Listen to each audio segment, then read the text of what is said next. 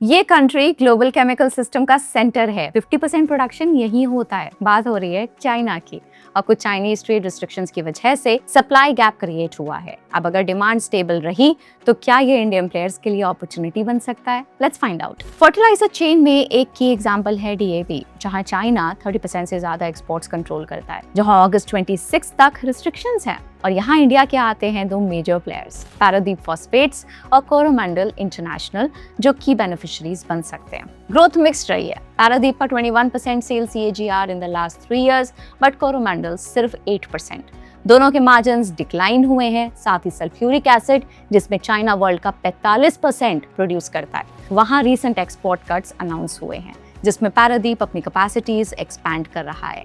And urea, जहां China का global production share 30% तक है, इंडिया के इंपोर्ट्स में भी चाइना का शेयर 1/4 तक है, वहां भी सर्टेन रिस्ट्रिक्शंस इम्पोज्ड हैं। यहाँ की इंडियन प्लेयर है चंबल फर्टिलाइजर्स, जो इंडिया का लगभग 15% यूरिया आउटपुट प्रोड्यूस करता है। लेकिन कैच ये है, कंपनी की सेल्स ग्रोथ लास्ट 3 साल में 1% रही है और मार्जिन्स भी प्रेशर में है, तो इसको क्लोजली मॉनिटर करना जरूरी है। आपके हिसाब से चाइना रिस्ट्रिक्शंस का सबसे ज्यादा बेनिफिट कौन सी कंपनी को मिलेगा? कमेंट करके बताइए।